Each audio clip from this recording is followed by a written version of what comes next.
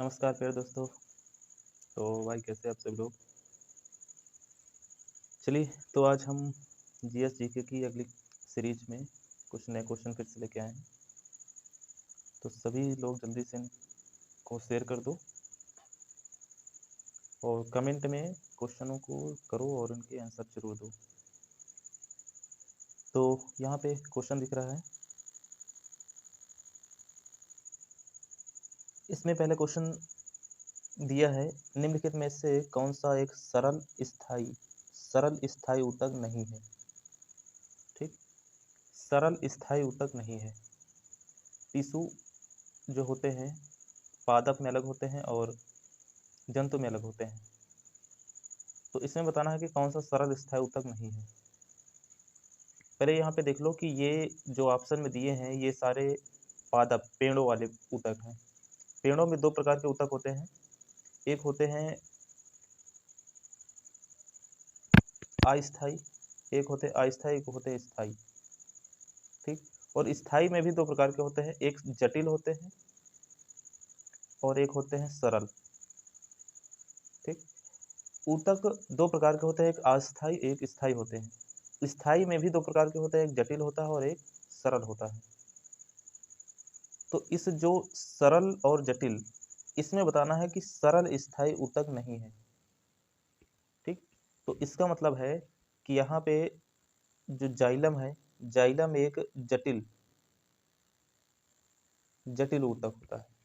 ठीक, जटिल ऊतक दो होते हैं, एक जाइलम होता है एक फ्लोएम होता है। इन दोनों के नाम जरूर सुने होंगे, जाइलम और फ्लोएम।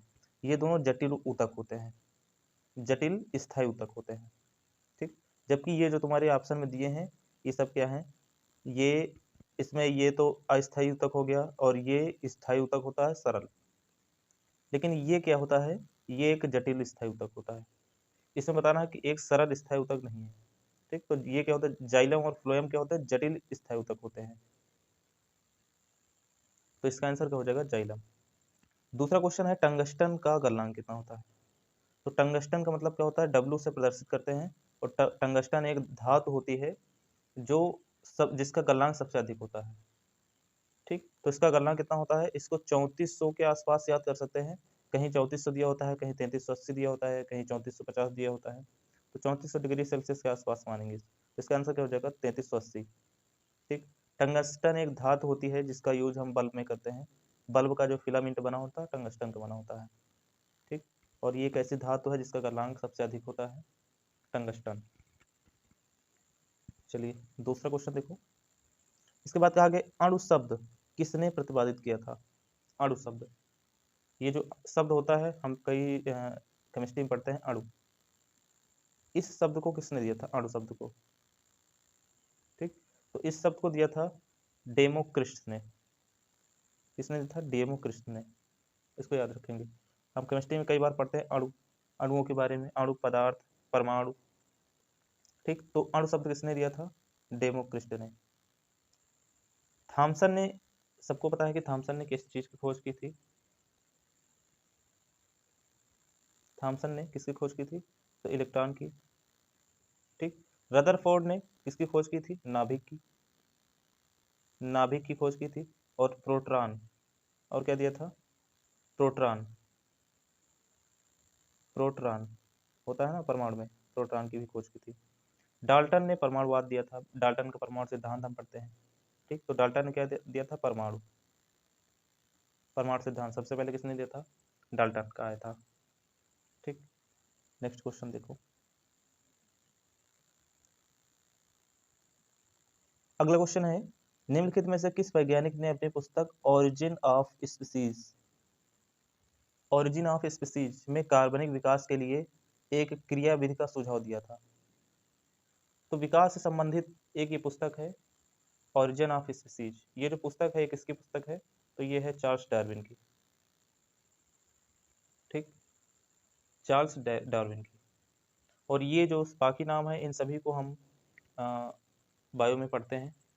ठीक, किसी ने उत्परिवर्तनवाद दिया है तो किसी ने लैमार्कवाद, ये सारे वाद जो पढ़ते हैं। हैकल, हैकल का भी नाम पढ़ते हैं यहाँ पे। तो नेक्स्ट क्वेश्चन देखो। अगला क्वेश्चन है कि एक पौधे के बीज में आगामी पौधा के रूप में होता है। एक पौधे के बीज में आगामी पौधा किसके रूप में होता है? तो जैसे कोई बीज है उससे अगला पौधा बनेगा, तो उस समय उस चीज को क्या नाम देते हैं? वर्तिकाग्र तो फूल में होता है, ठीक। अंडाशय होता नहीं है, ये भी नहीं होगा, इसका आंसर क्या हो जाएगा? भ्रूण। जैसे कोई बीज होता है तो बीज के बाद वो क्या बनता है? पौधा बनता है, ठीक। तो पौधे से पहले जो पौधा, जैसे कोई बच्चा है तो बच्चे से पहले उसका क्या होता है? भ्रूण होता है। उसे पौधा बनने से पहले भी उसको क्या कहते हैं? जो बीज होता है वो क्या कहलाता है? भ्रूण ही अवस्था कहलाती है। तो एक पौधे के बीज में आगामी पौधा किस रूप में होता है? भ्रूण के रूप में, ठीक। नेक्स्ट क्वेश्चन देखो, ये थोड़ा सा न्यूमेरिकल वाला क्वेश्चन हो गया, देख लेते हैं फिर। इसमें कहा गया कि 3 समान प्रतिरोध का मान 6 ओम है, एक दूसरे से 7 समांतर क्रम में जुड़े हैं, तो इनका संयोजन तुल्य प्रतिरोध होगा, कितना होगा? तो समांतर क्रम में सबसे पहले प्रतिरोधों का फार्मूला होता है 1/r बराबर 1/r1 plus 1/r2 plus 1/r3 ऐसे करके होता है, ठीक। तो यहाँ पे कुल प्रतिरोध निकालना है, तो हम अगर यहाँ पे निकालना चाहें तो 1/r बराबर, अब 3 प्रतिरोध लगाना है तो 1/6 प्लस 1/6 प्लस 1/6 होगा, तो 1/r बराबर, इनका एलसीएम ले लेंगे कितना हो जाएगा? नीचे 6 है तो 6 ऊपर, और ऊपर एक एक जोड़ देंगे तो 2 हो जाएगा, 3 हो जाएगा, कितना हो जाएगा? 3। तो 3 के 3, 3 दूनी 6। यहाँ पे 1/r बराबर 1/2 है, तो जब इनको उल्टा करेंगे तो r बराबर कितना हो जाएगा? 2। r बराबर कितना आ जाएगा? 2 आ जाएगा। ये फार्मूला सबको पता होगा, पढ़ा होगा, समांतर क्रम में जुड़े हैं अगर प्रतिरोध तो इसका आंसर कितना हो जाएगा? r बराबर 6। नेक्स्ट क्वेश्चन देखो, इसमें कहा गया है कि जब pH मान 7 से 14 की ओर बढ़ता है तो दर्शाता क्या है? सबसे पहले pH मान के बारे में जान लो। pH मान क्या होता है? pH मान एक स्केल होती है जिसमें बीच में क्या होता है? 7 होता है, इधर 0 होता है, इधर 14 होता है। 7 से 14 के बीच में 0 से 7 के बीच में अम्ल होता है, और यहाँ पे क्या होता है? क्षार, ठीक। 0 से हम जितना इधर की ओर आते हैं, 7 से 0 की ओर आते हैं तो अम्लता बढ़ती है, 7 से 14 की ओर जाते हैं क्षारीयता बढ़ती है। अम्ल वो होते हैं जो H+ आयन देते हैं, क्षार वो होते हैं जो OH- आयन देते हैं। तो जितना हम 0 की ओर बढ़ेंगे उतना अम्लता बढ़ेगी, उतना H+ का मान बढ़ेगा। जितना हम 14 की ओर बढ़ेंगे उतना क्षारीयता गुण बढ़ेगी और OH- का बढ़ेगा, उसकी वृद्धि होती है। तो अब इसका आंसर क्या हो जाएगा? इसमें कहा कि 7 से 14 की ओर, 7 से 14 की ओर जाएंगे तो OH- आयन बढ़ेगा। अब ये ऑप्शन में है कहीं पे, तो OH- आयन की सांद्रता में कमी होती है तो गलत हो जाएगा। H+ आयन की सांद्रता में कमी होती है तो H+ तो इधर दिया नहीं, लेकिन हम कहते हैं कि अगर OH- नहीं ऑप्शन में है, और तो हम ये भी जानते हैं कि अगर इधर से इधर आने में H+ बढ़ता है तो इधर से इधर जाने में क्या होगा? H- घटेगा। क्यों? अगर हमको पता है कि इधर से इधर जाने में H+ बढ़ता है तो इधर से इधर जाने में H+ क्या हो जाएगा? घटेगा। तो यहाँ पे क्या हो जाएगा? H+ आयन की सांद्रता में कमी आएगी।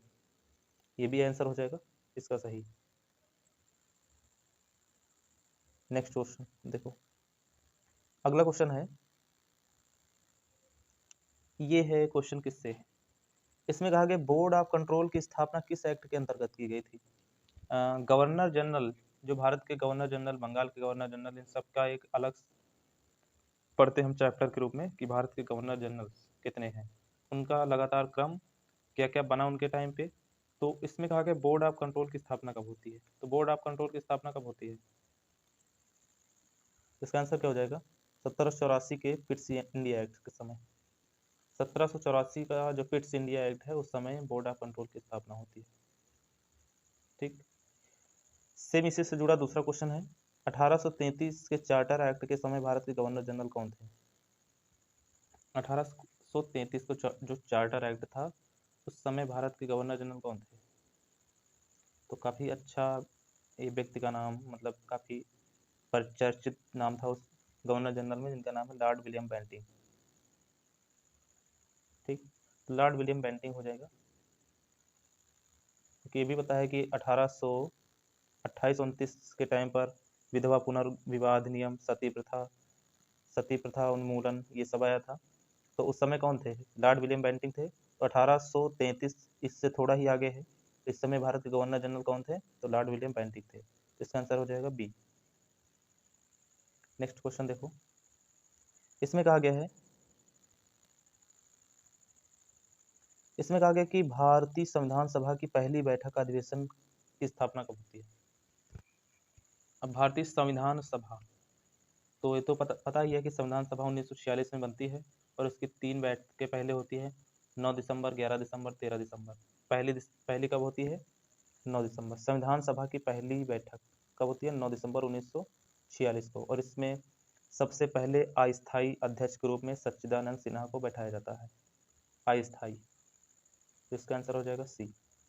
दूसरा एक क्वेश्चन है, इसमें प्रस्तावना का वह प्रावधान जो व्यक्ति को वयस्क नागरिकों को मतदान का अधिकार प्रदान करता है। ठीक, तो ये थोड़ा सा विवादित क्वेश्चन है। इस क्वेश्चन का आंसर तुमको शायद ही कोई व्यक्ति दे पाएगा, पता करना जरा इसका। इस क्वेश्चन का आंसर हमको गलत लगता है।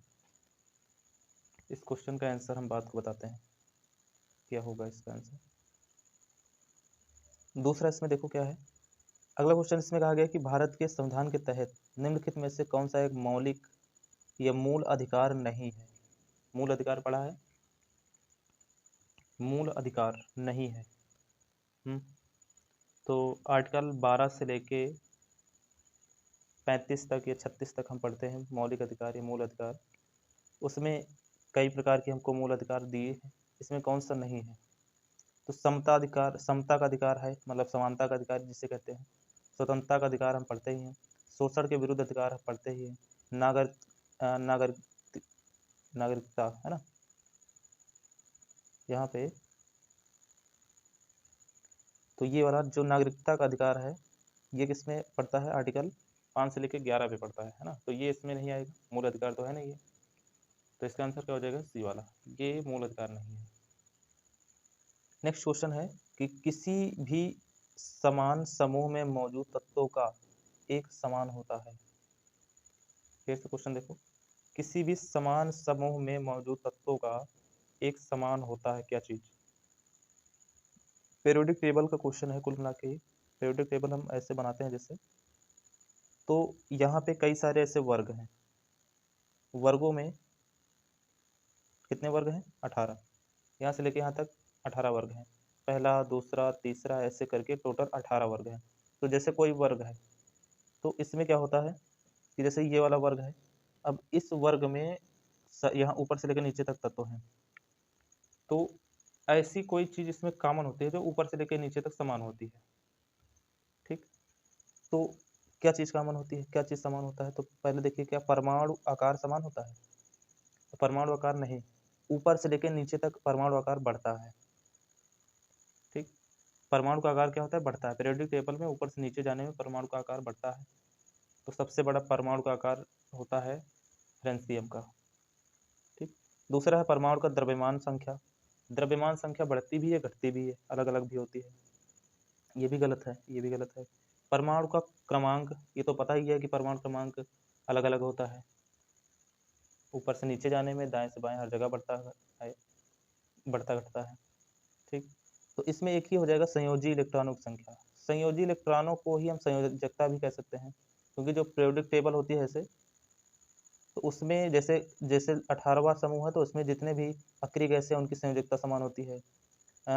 जितने भी हमारे हैलाइड होते हैं उनकी संयोजकता समान होती है। सबकी संयोजकता वर्ग में संयोजकता समान होती है, क्योंकि संयोजी इलेक्ट्रॉनों की संख्या समान होती है। ठीक, संयोजी इलेक्ट्रॉनों की संख्या समान होने के कारण संयोजकता भी समान होती है। तो इसका आंसर हो जाएगा संयोजी इलेक्ट्रॉनों की संख्या समान होती है समूह में। ऊपर से नीचे आने में क्या होता है? समान होता है। नेक्स्ट क्वेश्चन देखो,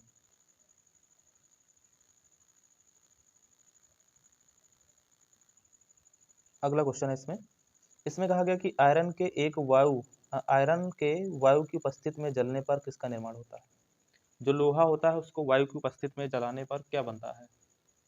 ठीक, तो लोहा को वायु की उपस्थिति में जलाने पर यहाँ पे फेरिक ऑक्साइड बनता है। तो इसको याद रखेंगे, ये फार्मूला है Fe2O3। इसका निर्माण होता है, Fe2O3 का निर्माण होता है। तो इसका आंसर हो जाएगा डी, Fe2O3 का निर्माण होता है। नेक्स्ट क्वेश्चन है, इसमें कहा गया कि आभासी और सीधी छवि के लिए दर्पण का आवर्धन होना चाहिए। आभासी और सीधी, ये फिजिक्स का क्वेश्चन है। इसमें कहा गया कि आभासी चित्र बनना चाहिए और सीधा बनना चाहिए। तो आभासी का मतलब ये होता है कि वो जो चित्र होगा वो दर्पण के दूसरी ओर बनना चाहिए। जैसे ये दर्पण है, अब ये दर्पण उत्तल है कि अवतल है तो पता नहीं है, लेकिन वो चित्र इधर बनना चाहिए, और सीधा है तो इधर ऊपर बनना चाहिए।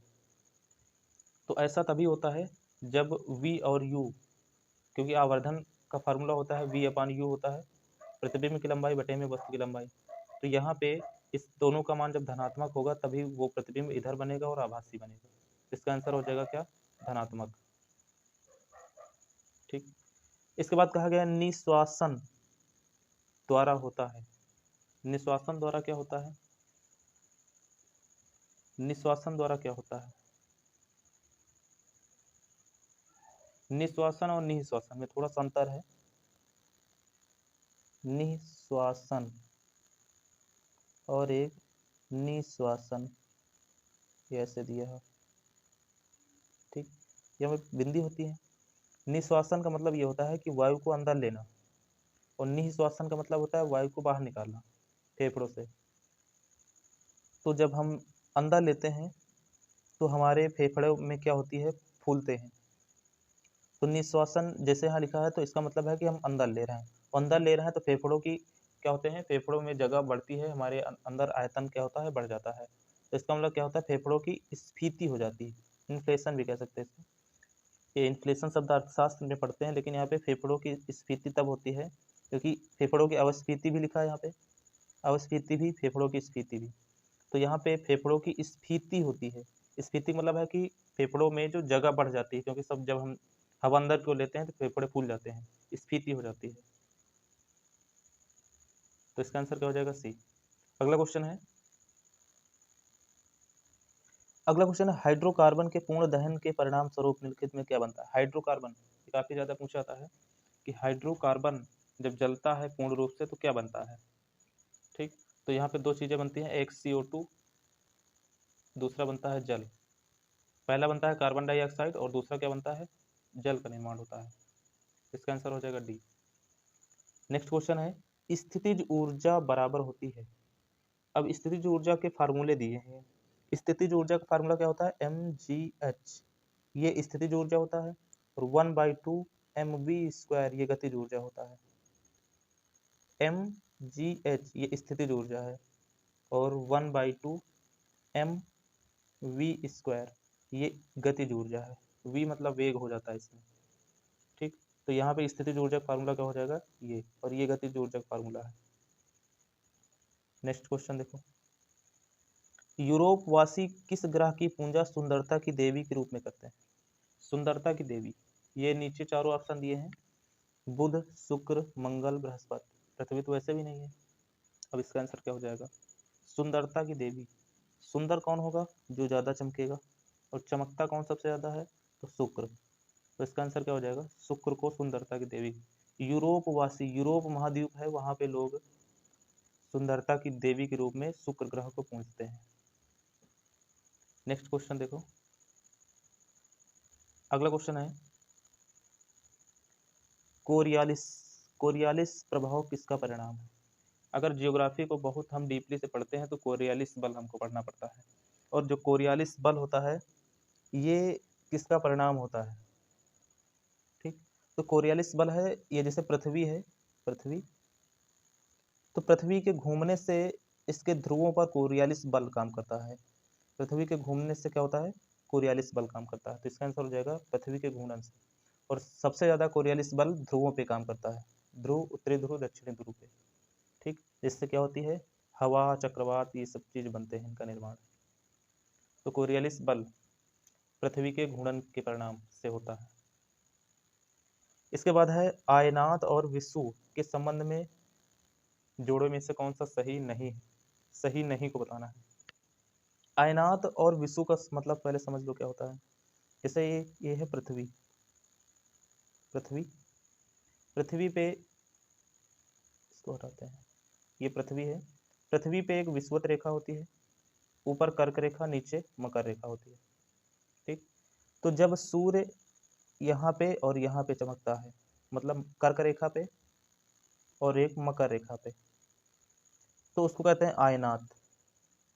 आयनात कहते हैं। जब सूर्य विषुवत रेखा पे चमकता है 0 डिग्री पे, तो उसको कहते हैं विषुव। जब सूर्य कहाँ पे चमकता है, कर्क रेखा मकर रेखा पे, तो उसको क्या कहते हैं, आयनात। और जब सूर्य भूमध्य रेखा पे चमकता है तो उसको कहते हैं विषुव। ठीक, अब ये होता क्या है, सूर्य यहाँ पे पहले 21 मार्च को होता है, फिर मार्च के बाद 4 महीने बाद ऊपर जाता है 21 जून को यहाँ पे, फिर वापस पे आता है इसी पे 23 सितंबर को, और फिर यहाँ पे आता है 22 दिसंबर को।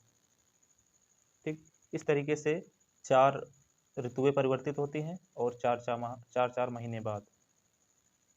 तो अब यहाँ पे क्या होता है, पहले सूर्य यहाँ पे 21 मार्च को है विषुवत रेखा पे, ऊपर जाएगा 21 जून को।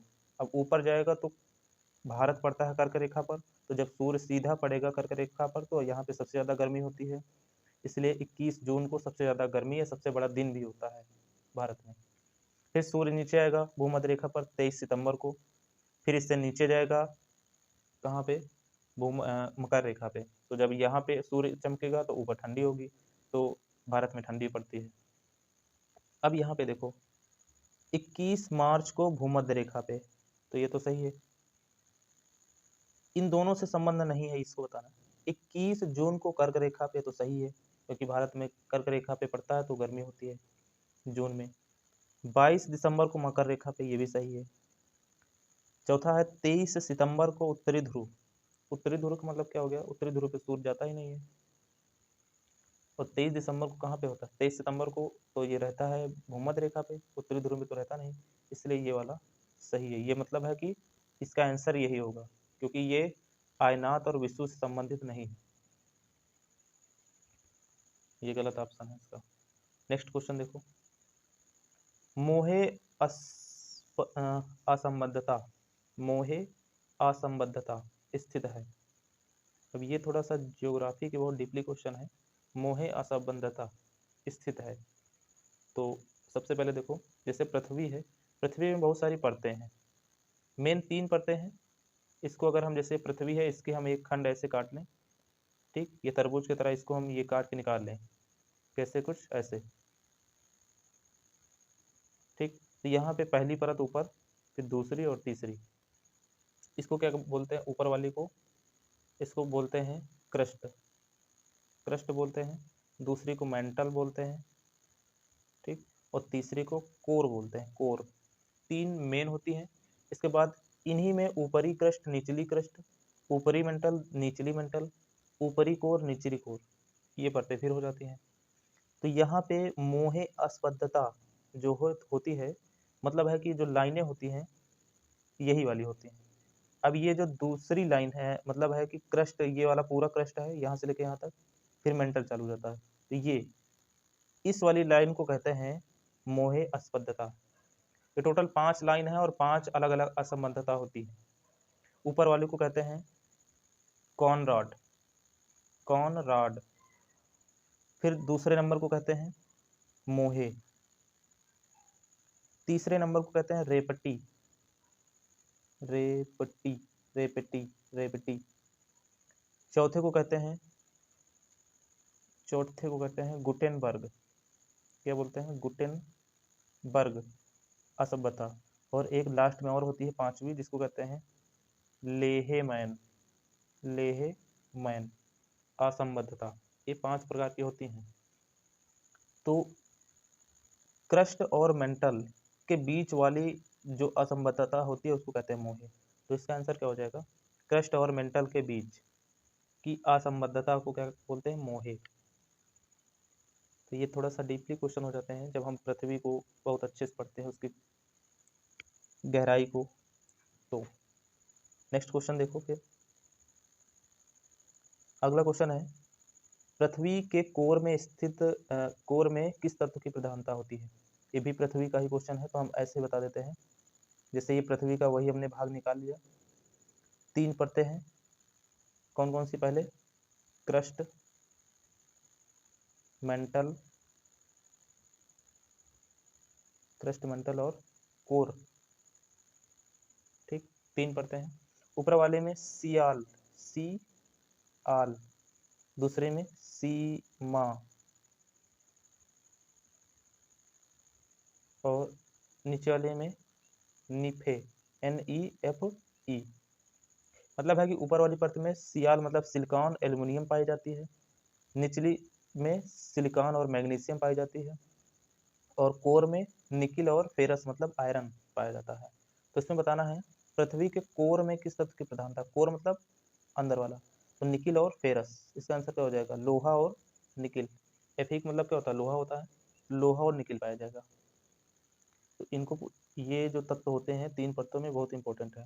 ऊपर वाले में कौन सा? सिलिकॉन और एल्युमिनियम, फिर यहाँ पे कौन सा? सिलिकॉन और मैग्नीशियम, और फिर निकिल और फेरस। फेरस मतलब आयरन, लोहा। नेक्स्ट क्वेश्चन देखो, तो इसका आंसर लोहा और निकिल हो जाएगा। भूकंप के समय किन तरंगों का उद्भव होता है? जब भूकंप आता है तो पृथ्वी के नीचे से तो कौन सी तरंगें बनती है? तो सबसे प्राइमरी, सेकेंडरी और लॉन्गिट्यूडनल, ये 3 वेव्स होती हैं, PSL। तो इसका आंसर क्या हो जाएगा? PSL। भूकंप के समय किन तरंगों का उद्भव होता है? तो PSL, प्राइमरी सबसे खतरनाक होती है, P वाली सबसे तेज आती है, फिर से नॉर्मल और फिर सबसे नॉर्मल ये होती है। सबसे खतरनाक प्राइमरी होती है। नेक्स्ट क्वेश्चन है, निम्नलिखित में से कौन सी गुरुत्वीय स्थिरांक G की एक इकाई है? G, गुरुत्वीय त्वरण पढ़ा होगा, और एक गुरुत्वीय G होता है जिसका मान होता है 6.67 × 10⁻⁻11 Newton metre square per kilogram square. ये होता है G का मान। ठीक, तो अब इसकी इकाई बताना है, तो आंसर क्या हो जाएगा? Newton metre square per kilogram square. Newton metre square per kilogram square. इसके बाद एक और क्वेश्चन है यहाँ पे।